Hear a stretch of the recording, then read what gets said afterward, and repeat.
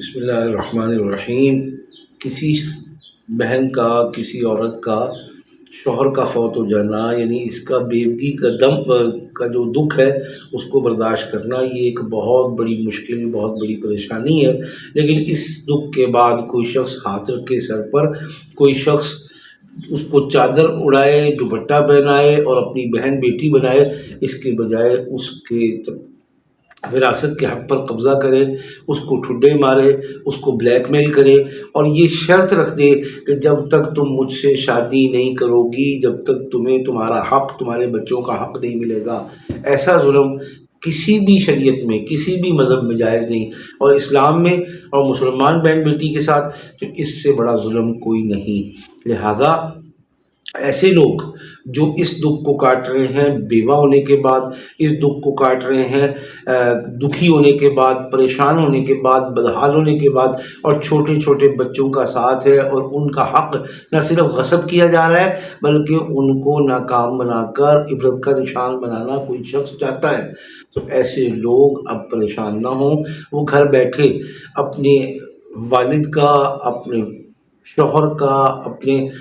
حق کا حصول آسانی سے ممکن بنا سکتے ہیں۔ ایسی میری ایک بہن کو ہارٹ سے رابطے میں آئی، اس نے یہ کہا کہ بات یہ ہے مولانا صاحب، میں بیوہ ہو گئی، میرے چھوٹے چھوٹے بچے ہیں جن کو نہ صرف یہ کہ حق نہیں دیا جا رہا، کھانے سے محروم کیا جا رہا ہے اور بالآخر گھر سے نکال دیا گیا ہے، اور یہ واضح طور سے کہہ دیا گیا ہے کہ اگر تم مجھ سے شادی کرو گی، جیٹھ نے کہا، تب تو تمہیں یہ سب کچھ مل سکتا ہے ورنہ نہیں۔ اس نے کہا کہ میں تم سے شادی نہیں کرنا چاہتی، میرا یہ حق ہے، مجھے ملنا چاہیے، اور یہاں نہیں دو گے تو آگے دینا پڑے گا۔ اس نے یہاں اور وہاں دونوں کو ٹال دیا۔ اب میں پریشان ہوں، جگہ جگہ مجھے بدنام کرتا ہے، ناکام کرتا ہے، برا بھلا کہتا ہے اور مجھ پر غلط اور نازیبا الزامات لگاتا ہے۔ میں نے جب اس کی تشخیص کی تو جادو بھی تھا، تشخیص کی تو اور بہت ساری پیچیدگیاں، روحانی، نظر بد، حسد، جادو اور موت کا جادو بھی تھا۔ یہ اس کا علاج کیا، اللہ پاک نے شفا دی۔ اب اس نے کہا جی میں خود تو ٹھیک ہوں، لیکن ابھی تک اس کی زبان بند نہیں ہوئی، ابھی تک اس نے جو قتل کی دھمکیاں دی ہیں اس خطرے اور خوف سے میں نہیں نکلی۔ تو میں نے عرض کیا کہ بات یہ ہے کہ اب تک جو تمہارا علاج کیا اس میں تھا چہل کاف کا عمل دخل، وہ تمہیں دیا تھا، مالک بنایا تھا، محنت کروائی تھی، ریاضت کروائی تھی، لیکن اب تمہیں اگلا عمل مندرا اور ڈنکا کا لینا ہوگا جو دشمن کی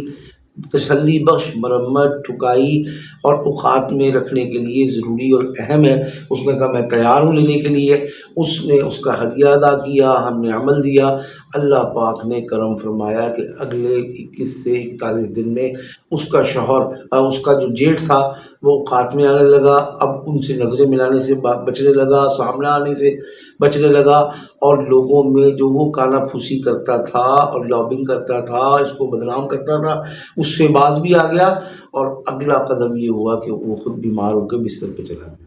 تو اب ایسے لوگ جن کا پھرنا، گھومنا، بولنا، دیکھنا، ملنا ملانا معاشرے کے انسانوں کے لیے، معاشرے کے پھولوں کے لیے، معاشرے میں خوبصورت کردار کے لوگوں کے لیے نامناسب ہو، اس کا بستر میں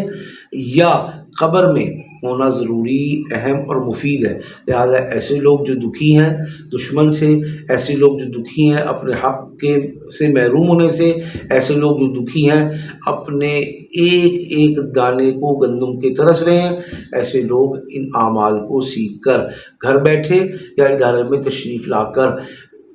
اپنے ان تمام دکھوں کو ہمیشہ کے لیے دھو سکتے ہیں، آئندہ کے لیے محفوظ ہو سکتے ہیں، دشمنوں کو اوقات میں کر سکتے ہیں، دشمنوں کو پٹا ڈال کر لمٹس میں کر سکتے ہیں، اور آئندہ ہمیشہ کے لیے ان کی زندگی کے کانٹے، پتھر، دکھ، غم دھل جائیں اور رونے دھونے ختم ہو جائیں۔ اس کے لیے وہ ادارے میں تشریف لائیں یا دنیا میں کہیں بھی بیٹھے ان اعمال کو سیکھیں۔ پاکستان میں نہیں، دنیا کے ہر خطے میں اللہ کے حکم سے معاملات ہمیشہ کے لیے حل ہوں گے۔